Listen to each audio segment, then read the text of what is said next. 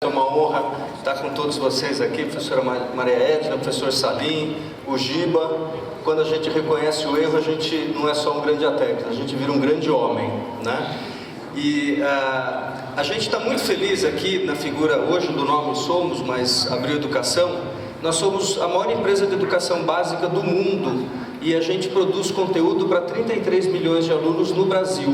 E a gente fica muito chateado de que nós produzimos, seja pela editora Ática, pela Cipione, pela Saraiva, que são algumas das editoras que a gente publica conteúdo, e nenhuma delas a gente tem um conteúdo contínuo de prevenção às drogas, né? O Brasil, ele tem uma mania que eu queria comentar com vocês e depois passar a palavra até para a professora Maria Edna e o professor Salim. O Brasil tem uma mania de tratar tudo de maneira meio superficial, tudo de maneira meio tangencial, né? Nós não temos uma disciplina obrigatória nesse país de saúde e bem-estar. Nós dizemos que os professores devem abordar isso como um tema transversal e, quando possível, mencionar a questão das drogas. Quando possível é muito vago. Nós deveríamos ter a obrigação de, a partir de uma determinada idade, em todo livro de ciências, em todo livro de ciências humanas, a gente abordar o tema da prevenção contra as drogas, né? Para evitar uma coisa que eu vi hoje de madrugada em Londrina.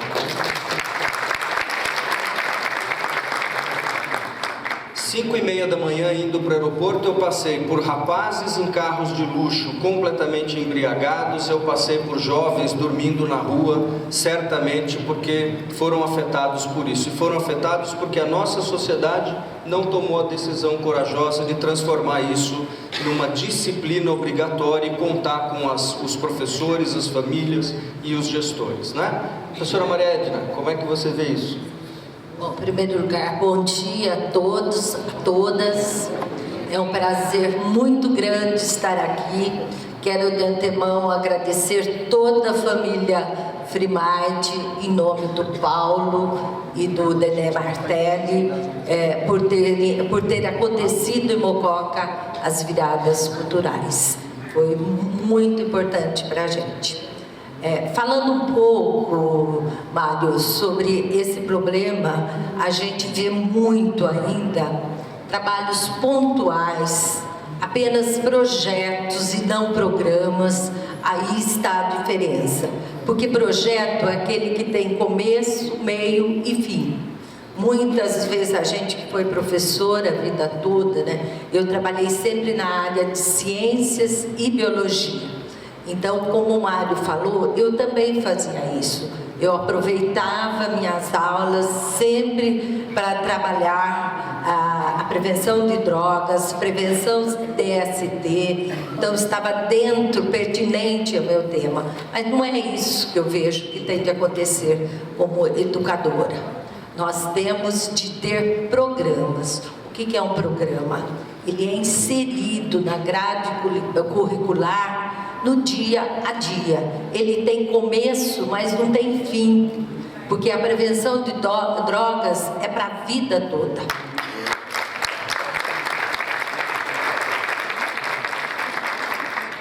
Eu vendo o Giba hoje falar, Giba, muito pertinente a tua fala, quando você deu a volta por cima. Se você deu a volta por cima, é que você teve uma base familiar. Você teve um trabalho de afetividade, de autoconhecimento, autoestima. Por isso que você conseguiu dar a volta por cima. E hoje, muitas vezes, nós que somos educadores, nós sabemos que nossos alunos, infelizmente, não têm essa base. Então, eu falo que tem que ser programa para a vida toda. Lá em Mococa, após a aprovação do Plano Municipal de Educação, nós estamos na nova proposta curricular, a gente está fazendo a inserção da prevenção de drogas, fazendo parte da grade curricular. Achamos que só assim nós podemos garantir que pelo menos vamos trabalhar na prevenção. Sabemos que é um trabalho contínuo, Mário, que não é fácil, mas que tendo essa obrigatoriedade, já é um grande passo. Professor Salim.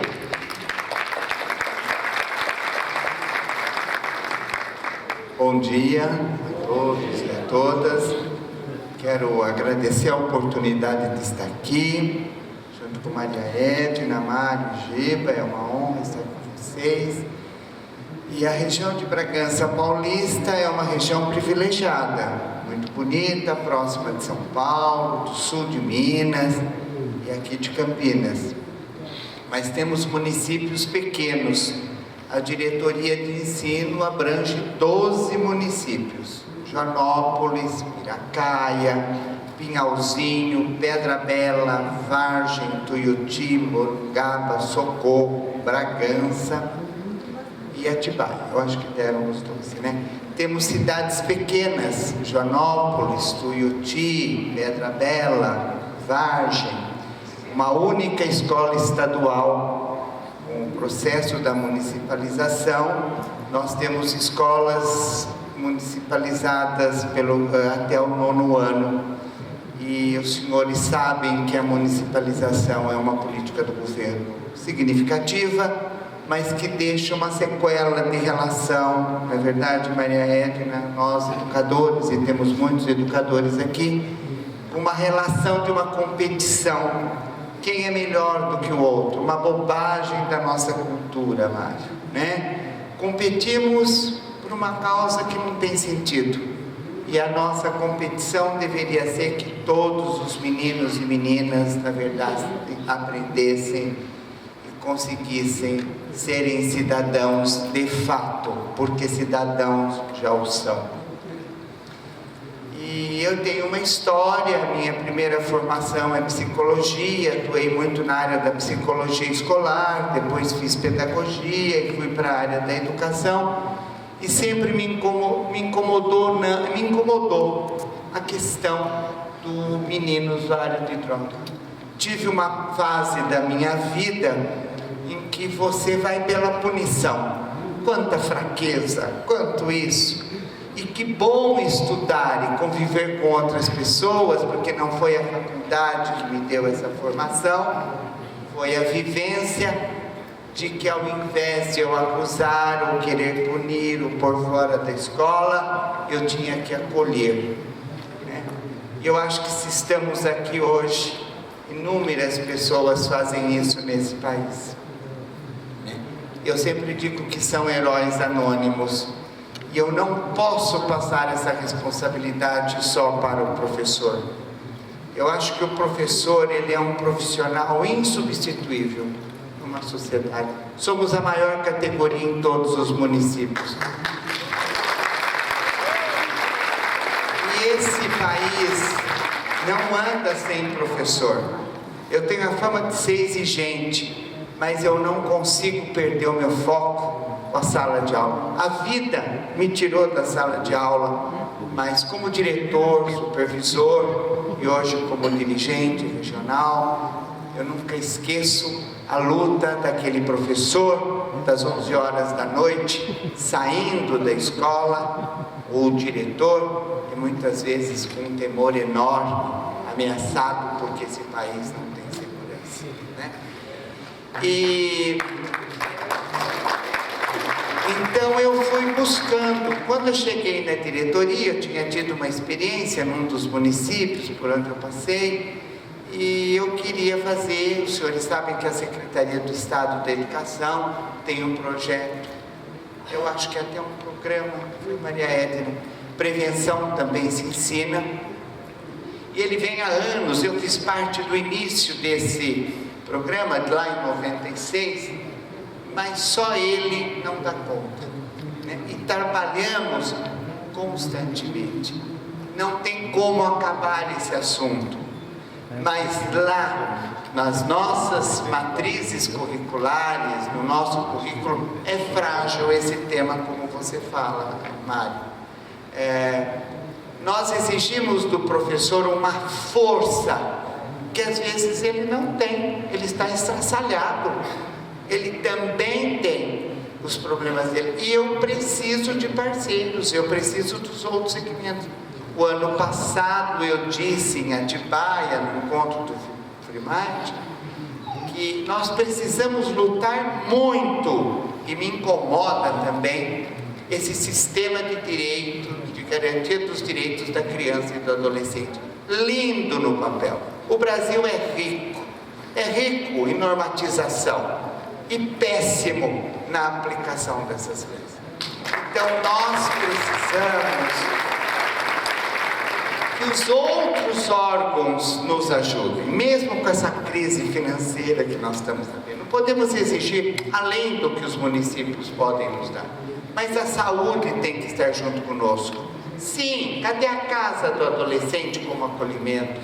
Cadê a instituição? Eu estou vendo aqui umas meninas que eu conheço de instituição, né, Isabel, em que fazem a municipalização dos atendimentos com uma luta insana. Nós precisamos que os conselhos tutelares lutem pelos direitos dessas crianças, que é o papel, mas que também acompanhem esses meninos.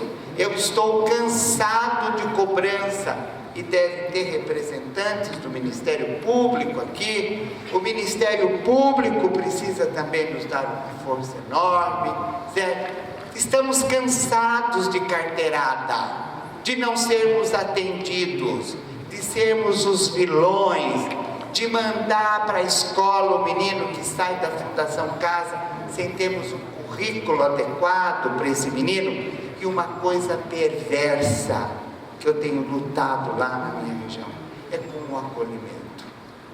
Nós fomos trabalhando muito a questão cognitiva na educação e sou um adepto disso, mas digo às netas de Piaget que me perdoem: falar só do cognitivo sem deixar isto pulsar não deu certo.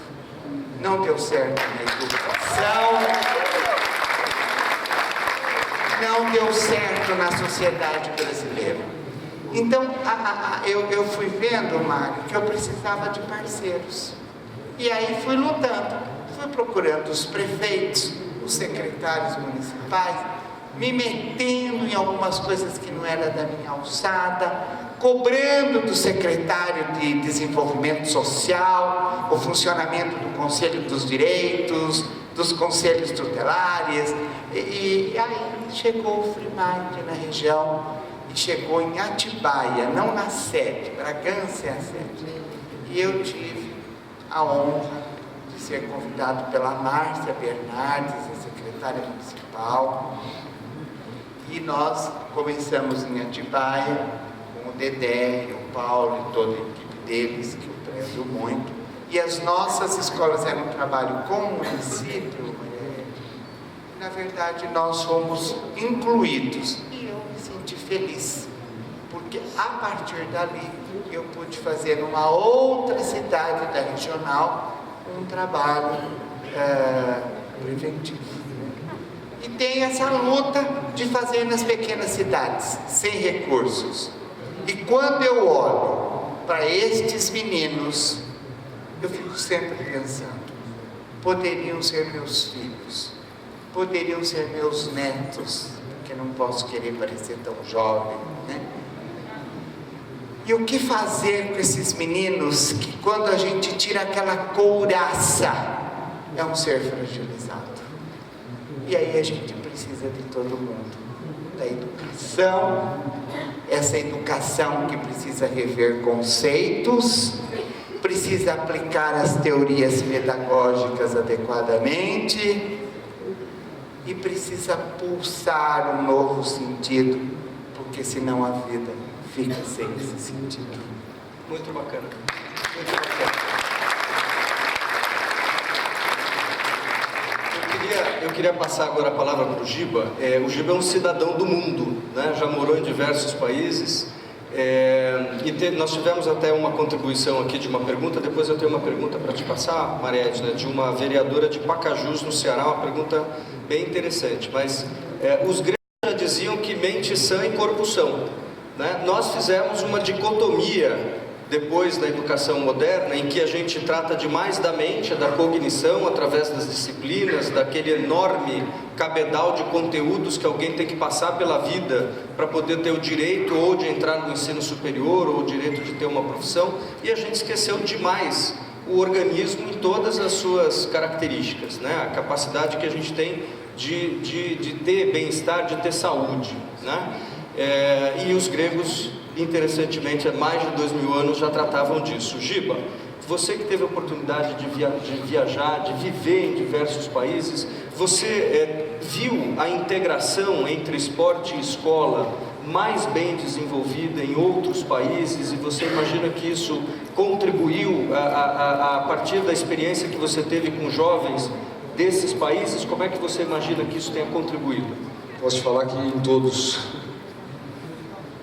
eles, desde a cortina de ferro, Romênia, Bulgária, qualquer um desses países, eles sempre interagiram entre o esporte e a educação. Não precisa ir longe, gente. Os Estados Unidos é a maior potência olímpica. A gente está dando para trás, a gente está tirando a educação física da escola. A minha geração começou na escola. Eu acho que isso até que o senhor falou, tem a ver também com as drogas, porque você tá totalmente empenhado no esporte, e o esporte você só pode fazer no contraturno escolar. Então, que tempo que você vai ter para ir para a rua? Você tem que chegar em casa e estudar para outro dia. Então, é isso que os Estados Unidos faz, período integral, das 8 da manhã às 3h30, 4h30 da tarde, e nesse período você faz a lição, você tem a aula, e você faz o esporte na escola. Então, assim, a gente está andando para trás. A gente quer buscar alguma coisa. Só que a nossa geração chegou a fazer uma carta para o governo, na época era o Lula ainda, pelo amor de Deus, o que você está fazendo? Né?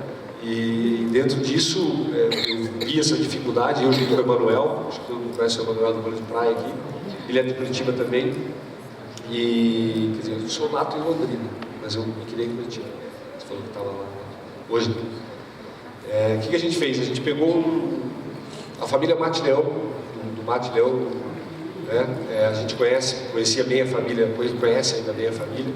Eles acabaram vendendo para a Coca-Cola e a gente fez um projeto em Curitiba que é contraturno escolar. Então o que a gente faz? Quem estuda de manhã vai à tarde, quem estuda à tarde vai de manhã.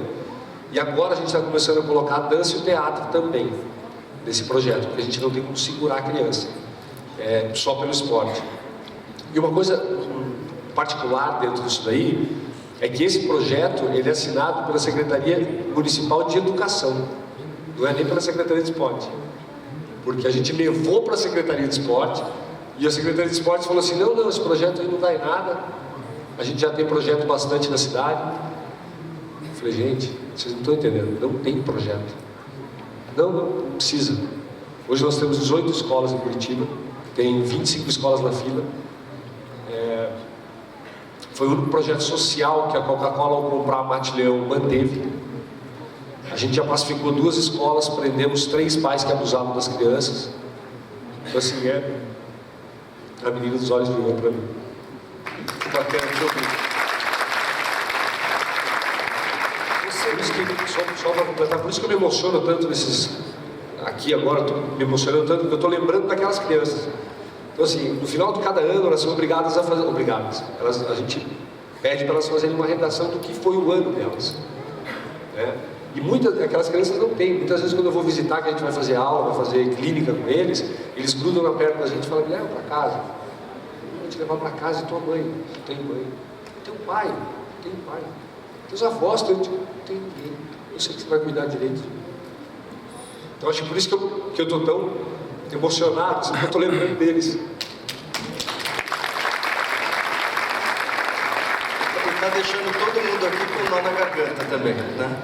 Giba, você, na tua experiência como atleta, você passou certamente por times infantis, juvenis, chegou no profissional e tal. Você teve a oportunidade de ver algum atleta potencial não poder florescer por conta das drogas?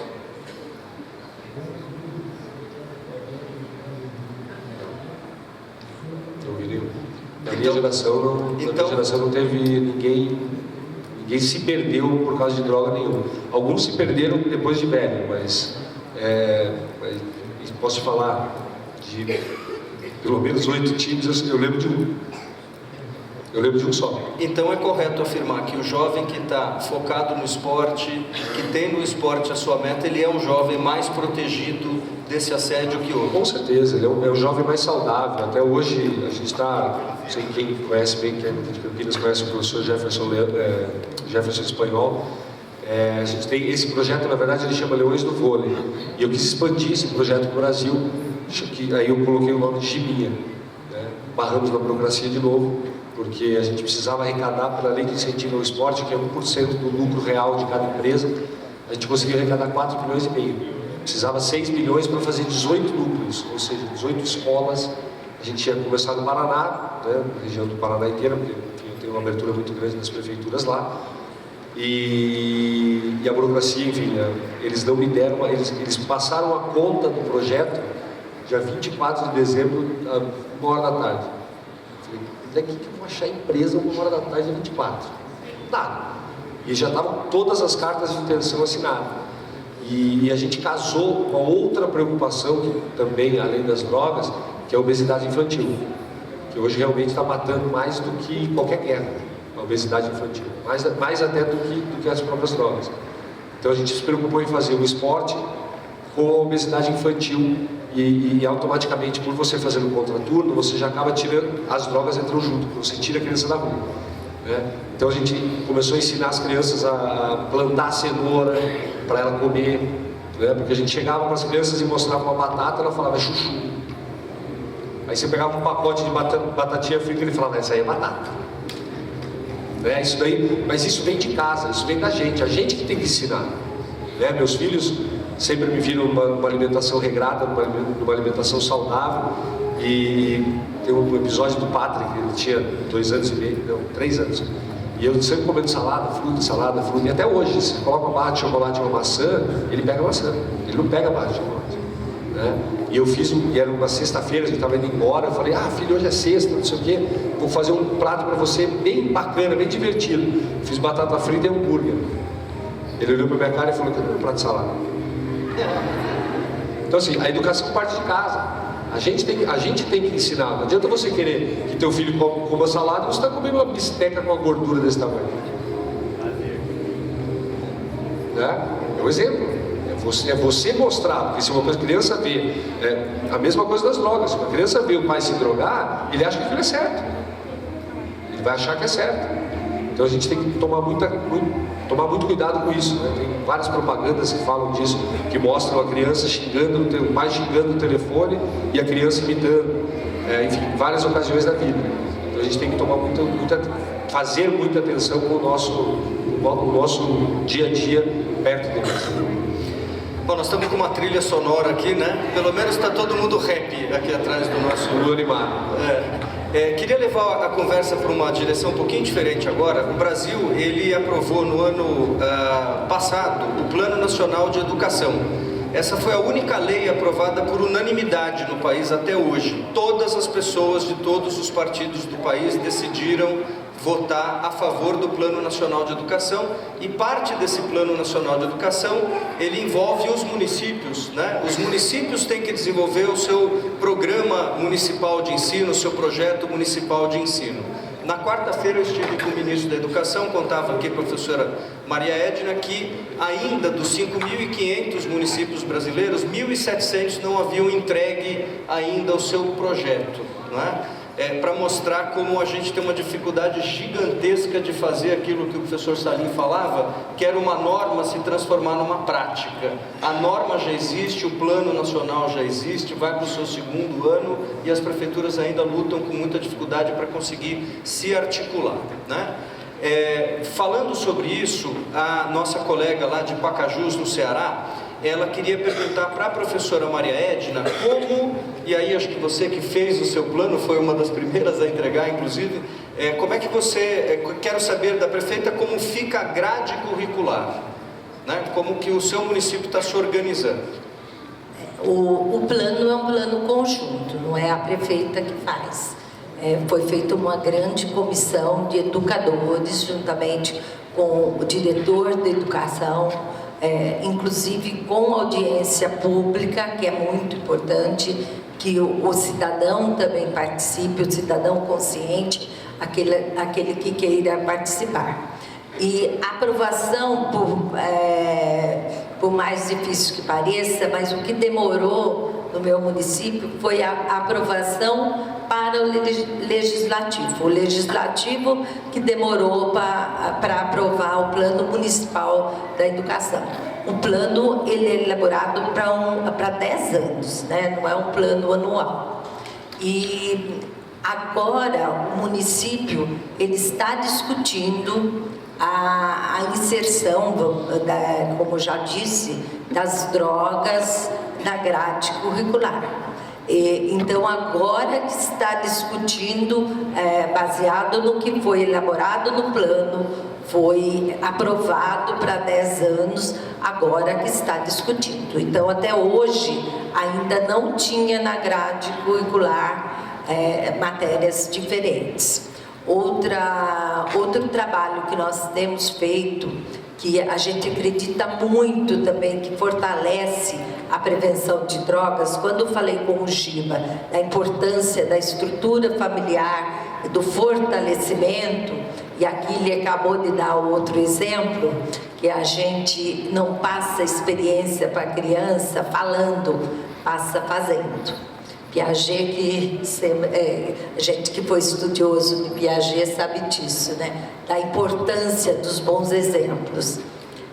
No meu município também tinha, quando a gente vê a importância de unir a saúde, o esporte, a educação.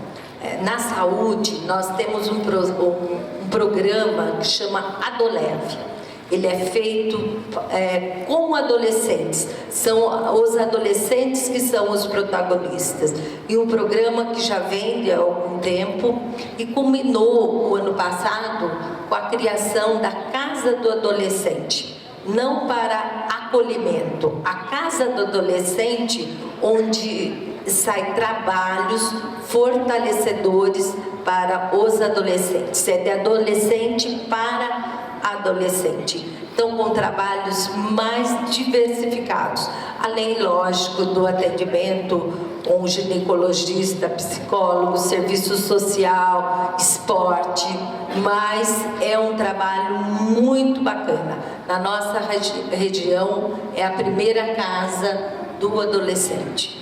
Então, são experiências exitosas que valem a pena investir e fazer esse tripé de educação, saúde e esporte. E nós acreditamos muito nesse tripé e temos trabalhado. Quando o Giba falou da importância do esporte, nós vemos também da importância do esporte. Nós temos vários trabalhos no contraturno, onde eu cito o exemplo do MEMEB lá, que chama Barreto Coelho, onde é oferecido aos alunos no contraturno opções tanto de cultura como de esporte.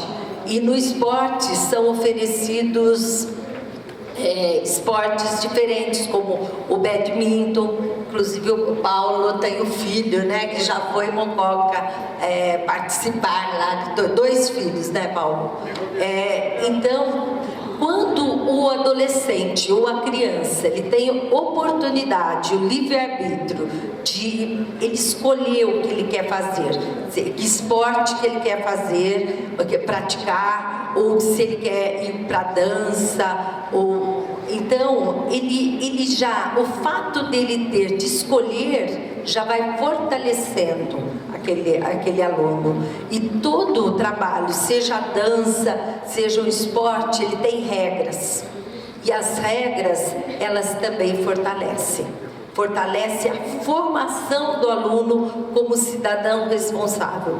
Porque se ele não participar efetivamente daquele grupo, ele está fora. Então, isso dá um fortalecimento. E a gente acredita muito nesse trabalho. E isso leva à prevenção. Eu vi a hora que o Giba falou, foi perguntado para ele: e você já acompanhou alguém que se perdeu do esporte por causa das drogas? Ficou pensando, disse não. Então aí está a prova que esse trabalho do contraturno, primeiro que a gente tira os jovens e crianças da ociosidade, de cabeça ociosa faz coisa errada. Em segundo lugar, essas regras ele aumentam a cooperação, a interação, o trabalho em grupo, a responsabilidade. Outro programa, lembrando aqui, é um programa bom de nota, bom de futebol, bom de bola e também bom de nota e bom de dança. É uma parceria com uma associação esportiva que tem como pessoa principal, presidente, o filho do Sócrates. O próprio, ele chama Sócrates Júnior. E ele faz um trabalho, Giba, lá na minha cidade, muito interessante nesse sentido. E ele diz que vê o quanto o pai dele, o Sócrates, que todo mundo conhece, né? Conheceu pelo menos, o quanto depois que ele parou, principalmente de jogar, o quanto ele se perdeu na bebida alcoólica. E falando de exemplos também, como educadora a gente vê a importância dos bons exemplos, na família mesmo. Então, os filhos do Giba, ver o pai, a família comendo uma alimentação saudável, com salada, eles também seguem. Aquele que já, desde pequeno, tem o exemplo das drogas lícitas em casa, como o álcool e o cigarro, que é uma das drogas que é a porta de entrada para outras drogas. É um mau exemplo, com certeza. Só completando dentro desse projeto que a gente se preocupa com a comunidade também. Então a gente faz 2 festivais no ano e a gente faz treinamentos com os pais e com as mães. Então, em vez dos pais e as mães irem para o boteco, estarem em droga, a gente pega os pais e faz a capacitação deles para dirigir os ônibus dos festivais e as mães para fazer os lanches. Então a gente faz com que a comunidade inteira interaja, né? Então assim, não é só o filho. Eu dou sempre o exemplo do Neymar. O Neymar, aonde ele chegou e por que ele chegou desse jeito, com uma cabeça tão boa. Ele com 11 anos de idade, para vocês terem uma ideia, ele já ganhava 10 mil reais do Santos e 20 mil reais da Nike. 11 anos. O que o Santos fez? Pegou o pai, a mãe e o irmão. Vão estudar. Vocês têm que estudar, porque vocês não vão ter condição mental para acompanhar o crescimento do filho de vocês. Então eles colocaram a família inteira para estudar, para poder acompanhar o crescimento do filho. Eles tiveram uma visão muito grande, mas assim, a gente deveria pensar nisso também. E a dança e o esporte também, realmente. Eu não sei quem era mais bravo, Bernardo ou Camila. Professor Salim, aqui eu queria levar... A gente falou muito do papel dos pais, né? E eu queria levar a conversa aqui para esse lado. Um pouco te perguntar como que você tem sentido, né? O apoio da família, especificamente na prevenção às drogas e na atuação contra as drogas dentro da escola, se a família apoia, se a família está engajada ou se a escola está nessa luta sozinho. E aproveitar, recebi uma pergunta de uma mãe aqui, pressuponho que seja uma mãe, porque a letra está muito bonita demais para ser de homem. Ela diz que o filho estuda numa escola pública em que visivelmente a escola é uma escola estadual pública e que tem um problema de drogas grande dentro da escola, e ela pergunta o que ela deveria fazer, ela como mãe, a quem ela recorre, não é? Como fazer essa situação, qual o órgão responsável que ela como mãe deveria buscar para auxiliar a escola a se livrar desse problema. Então o papel dos pais e o apoio à escola, e nesse caso específico, uma escola que já está numa situação de fragilidade, como que um pai pode, a que órgão recorrer? Olha, nós temos famílias impecáveis, colaboram, elas percebem que os filhos estão entrando nas drogas, e a postura do diretor, do coordenador, professor mediador, que em seguida eu quero falar dessa figura, ela é um grande elemento para poder ajudar essa família.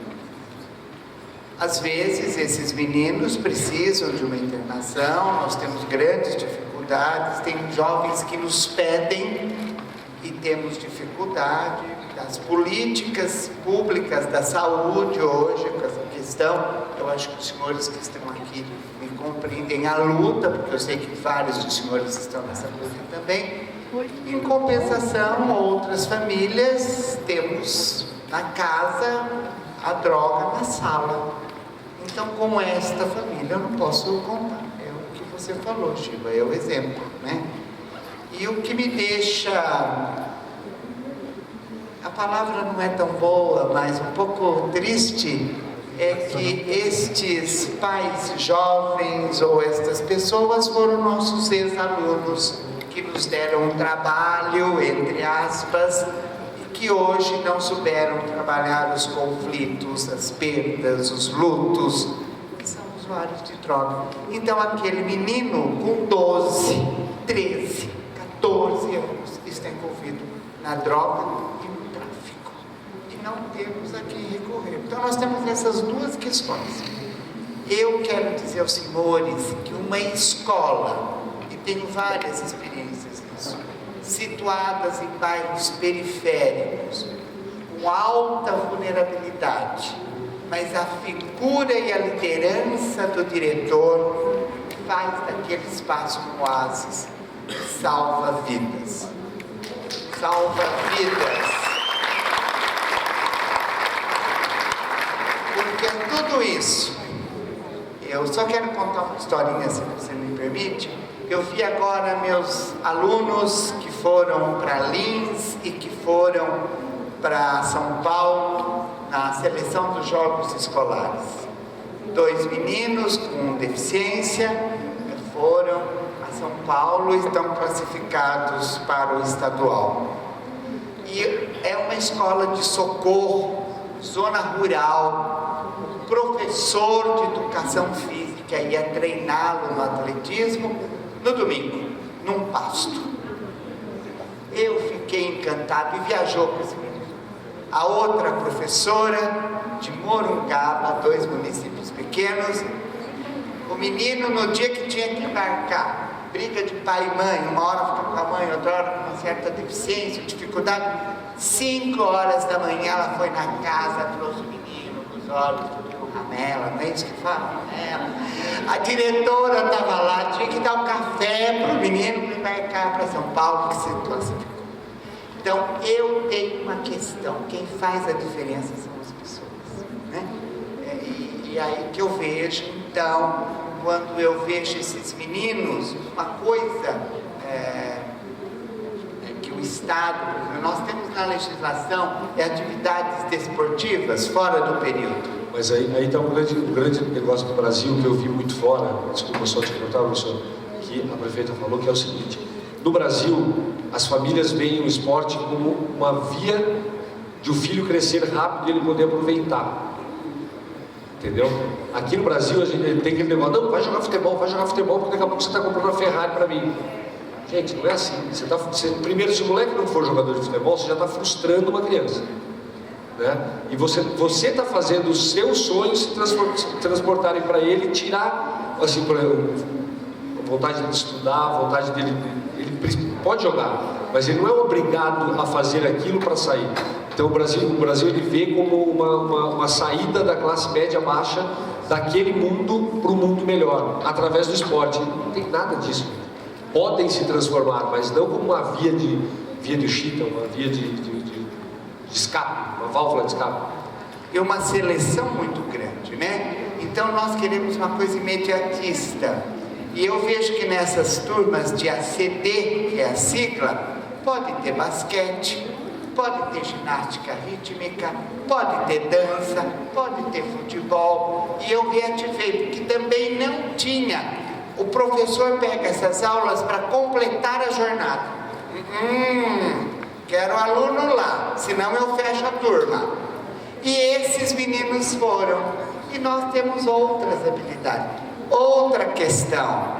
Vou dar esporte, vou dar futebol. Futebol joga-se em qualquer biboca. Tem um terreninho, põe lá um pauzinho, a gente joga. Deus queira, é um esporte popular nosso. Então eu quero outro, eu quero basquete, eu quero vôlei, eu quero a dança, a ginástica rítmica, concorda? Então incentivamos a acender a atividades desportivas nesse sentido de poder valorizar. Agora, a segunda pergunta, Amaro, tem a ver com a primeira, para quem nos fez essa pergunta. A escola hoje é o melhor lugar para a praça atômica. Ninguém põe a mão no adolescente. Perfeito, não posso pôr a mão, mas quem leva droga na escola não é o lugar correto. É o livre-arbítrio de querer usar a droga onde quer usar, não dentro da escola. Eu sou duro na queda. Se pega o aluno com droga, conselho de escola, tem lei. E vem algumas pessoas passar. E cadê a lei? Cadê o direito? Cadê o ECA? O ECA é uma lei federal acima de qualquer coisa, mas a escola tem um regimento escolar. Por isso que tem que ter normas de convivência muito bem estipuladas, para que nós possamos aplicar a lei. E a diretoria de ensino arruma vaga para esse menino. Né? Porque não posso deixar droga. E a droga entrou dentro da escola. E lá é um saco lugar. Eu lembro que eu tinha uma escola atrás da diretoria, 2.000 alunos. Eles descem para Bragança Montanhosa e tem uma pontinha. 7 horas da manhã, aquilo já é um flash. Você entra em transe só de passar de carro. Aí fechamos, eles pulam, fecha o muro, vai fechando, a escola vai... E eu fui começando, porque nós hoje também temos um problema. Eu tenho aqui vários aliados, eu tenho o JCC nas escolas, eu vi a Adriana aqui, é uma graça, a Janaína. Esse pessoal me ajuda horror, mas a ronda escolar não temos na frente das escolas. Concorda? Ele sai de casa com a droga. E eu vou dizer uma coisa, essa luta que a senhora faz a pergunta para nós, a senhora tem que ir na diretoria de ensino, a senhora tem que bater na porta da diretora, nós temos que ir no conselho tutelar, nós temos que ir no Ministério Público, porque a escola não pode ser espaço. E é. Se os senhores me perguntaram, o senhor está voando? Não. Detesto tapar o sol com a peneira. Quando vem um diretor e fala para mim, na minha escola está tudo bem, eu fico cismado. Sabe a escola com aquele tijolão? Não, tem bigatão embaixo do tapete. Concorda? E aí, às vezes, o supervisor também não dá conta. Vai na escola e faz uma visita social. Não. Eu desembarco peso, comitiva naquela escola. Tá certo? Tive problemas que uma escola ficou dominada pelos traficantes. Eles pulavam um muro alto, iam fumar em cima do telhado e jogavam as telhas. Cadê a liderança do diretor? Se afastou, teve que sofrer uma apuração preliminar, foi embora da minha regional de mal comigo, era meu colega de mestrado, estudamos junto numa faculdade, ficamos de briga, né? Porque eu tive que fazer o meu papel. Coisas mínimas que eu disse a ele. Plante primavera nesses muros. Além das primaveras embelezarem a escola, ela segura o lar. Tinham árvores, o telhado baixo. Corta as árvores. Ai, o meio ambiente não permite, a promotora não permite. Que raio de promotora que não permite, que ela não sai nem por onde ela entra, por onde ela sai. Não é? Eu não sei, eu nunca vejo. Cadê a Secretaria do Meio Ambiente? A vice-prefeita é supervisora, afastada da minha diretoria. Fiz um fuá, dei todas as carteiradas. Precisa cortar as árvores que eram bonitas, mas que agora os traficantes pulam pelas árvores. Então, vocês percebem que o problema das drogas é um problema que envolve um alto dinheiro, violência e impotência muitas vezes. Mas nós, eu dizia para Maria Edna, nós que cuidamos da educação e da saúde, cada manhã a gente tem que ter uma força.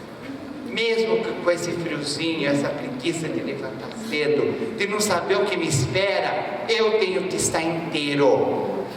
para poder acolher aquele diretor, aquele professor, aquele aluno.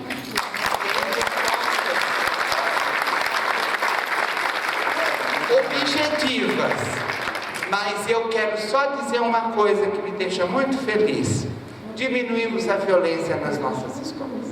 Aquelas brigas na frente, aquela baixaria, briga de mulher é um horror, com muito respeito à plateia. Puxam o cabelo, jogam no chão, né? Vem a gangue de outro bairro para invadir o bairro. Tem tudo isso em escola. Vocês imaginem, 12:30, saindo uma turma, entrando os pequenininhos, aquelas brigas. Diminuir. E conseguimos uma coisa. Agora minha luta é diminuir a evasão. Nossa diretoria, naquelas avaliações do SARESP, que é uma questão do Estado, né, da avaliação externa do Estado, saiu do 49º lugar. Nós somos 91 diretorias do Estado para o 8º. Eu fico feliz. É sinal que esses meninos vão aprender. E este trabalho não é meu, porque a gente nunca é bom sozinho, né, Maria?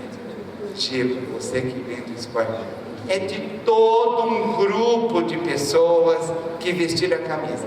E quando nós fizemos o SARESP em 2014, é um trabalho que hoje a Secretaria está incentivando muito, que eu também trouxe da onde eu trabalhei. É o incentivo aos grêmios estudantis, ao protagonismo juvenil. E eu tenho feito reuniões mensais. Nenhum supervisor encampou isso. Eu dei um golpe de Estado. Eu faço. Estou pedindo há anos, façam. Porque está na lei, grêmio estudantil, turmas de ACD, eles não vão, está no plano de gestão, mas não está na prática. E eu tenho ficado muito feliz de trabalhar com os grêmios estudantis no protagonismo juvenil, que nos ajudaram nessa questão, inclusive, da aprendizagem. Só comentando isso, professor, agora, recentemente, um mês atrás, aconteceu uma coisa bem feia no colégio da minha filha em Curitiba.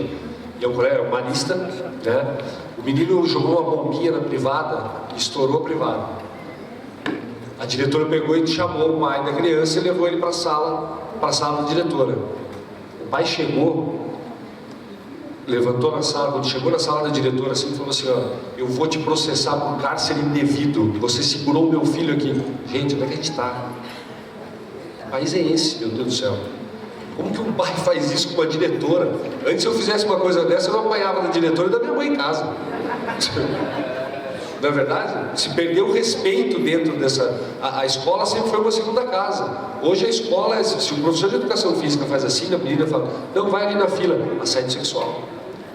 Que isso? Giba, Mário, me dá licença mais um minutinho, por favor. Tiraram. Ainda as escolas são muito tradicionais, viu? Elas têm um discurso progressista e uma prática tradicional.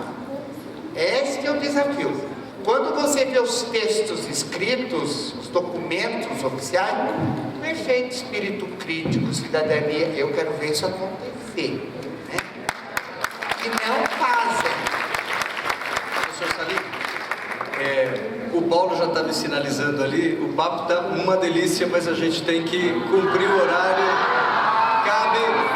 Cabe ao professor de química aqui fazer. O Giba tem que pegar um avião, gente. Eu não sou um cara imposto, eu vou dar duas opções. Vocês vão falar. Eu vou tirar ele daqui 10 horas, nem que for arrancado.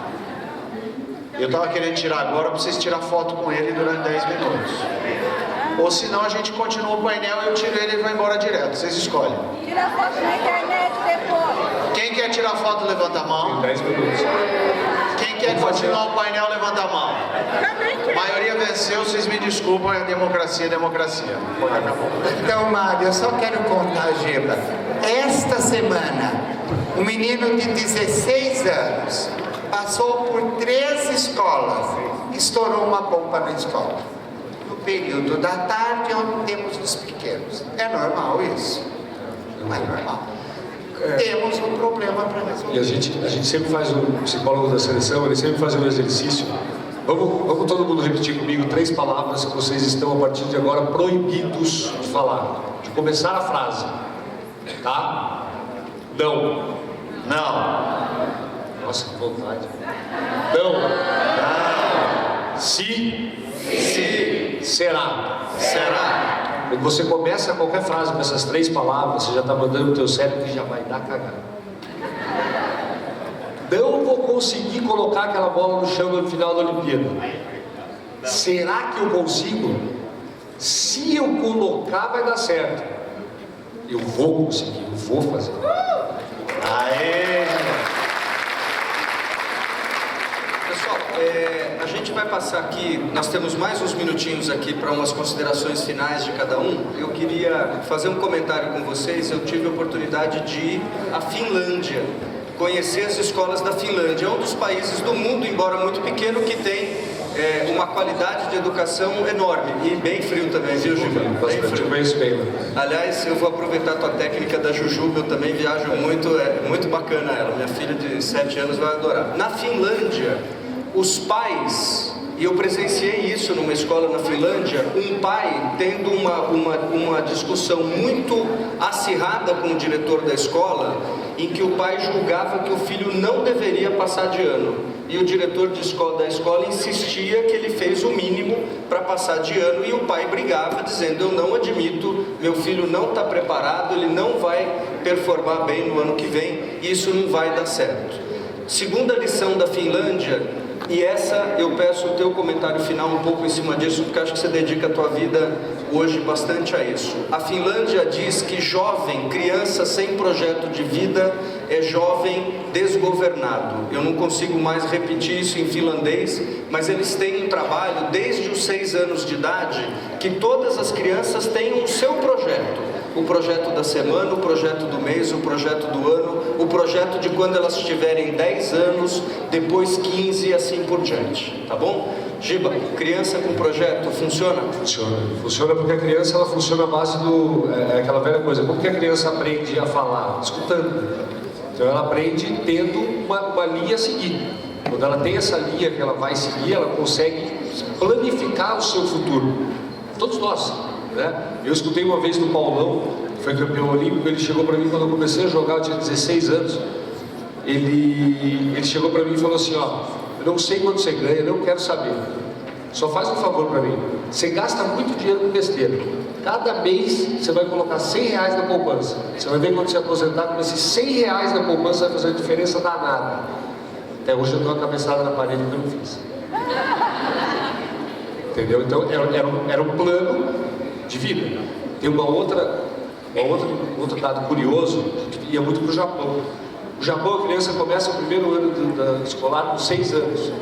O pai leva a criança até a escola com 4 e 5 anos. Com 6 anos, a criança é obrigada a ir à escola sozinha. Claro que a segurança é outra coisa, mas ela é obrigada a ir. Para assumir a responsabilidade, ela tem que ter responsabilidade. Tanto que o Japão é o único país do mundo que o capitão de todos os times esportivos é o mais novo. Porque ele tem que aprender a responsabilidade. Os mais velhos já têm. Né?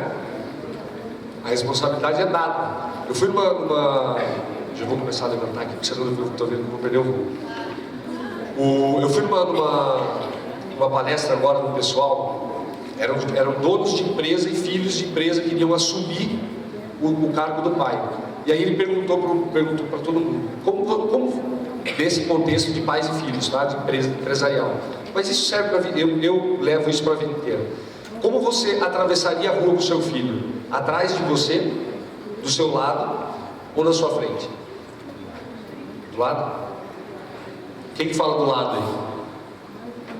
Atrás? Por que na frente? Para proteger? Se ele está na tua frente, como que você protege ele? Se ele sai correndo, você segura. Exatamente. Na parte empresarial, eles falam o seguinte: se estiver atrás, ele vai seguir seus passos.